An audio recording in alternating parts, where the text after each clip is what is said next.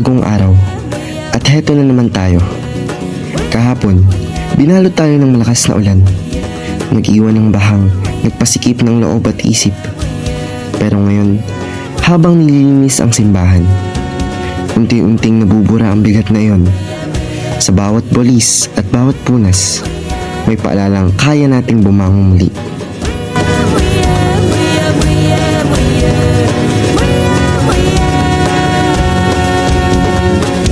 Mabuhay tayo ng mabuti at iwasan ang masasamang gawain. Huwag nang hintayin pa na magpadala ang Diyos ng baha o anumang sakuna. Maging mapangalaga tayo sa ating kapaligiran dahil ating din babalik yung mga masamang ginagawa natin sa ating kalikasan. Iyan na awon kultura tao, iyan huno na. Kaso natin yung mga nangyayaring pagbaha is yung pag-aalaga natin sa kalikasan, yung dapat matuto tayong magtanim ng mga puno. Anon sa magbabaya, hatag kanyuta.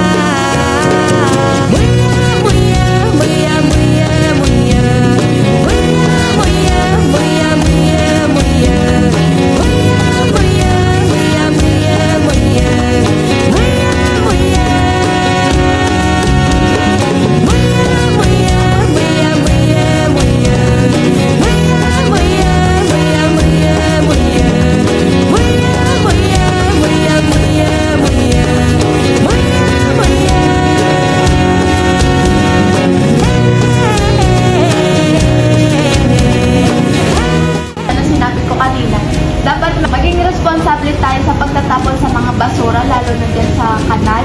Dahil nabara ito at pag umulan, hindi makakadaloy ng ayos yung tubig at magkakos ito ng baha. So, ayaw naman natin mangyari yung sabi dun sa kwento na magkakaroon ng malaking baha at so yun.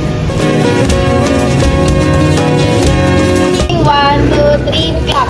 Okay? Sa panahon ni Manto, kagkadakol mga buluhaton sa baguha tagkasagadan, palimanon sa mga ginlaasan, kultura tao, iyan na. Ang pag-aayos ng bawat upuan ay parang pag-aayos ng direksyon.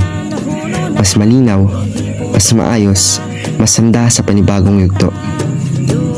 Sa Sunday School, makikita ang saya ng mga batang sabik matuto. At sa bawat aral na itinatanim sa kanilang isip, may pag-asa ring tumutubo. Ngayong bagong semester, dala natin ang tapang na nabuo sa gitna ng unos. At kahit hindi perpekto ang simula, sapat ang lakas para lumakad muli. Panibagong araw, panibagong simula, at panibagong pagkakataon para mas maging mabuti kaysa kahapon. Yeah.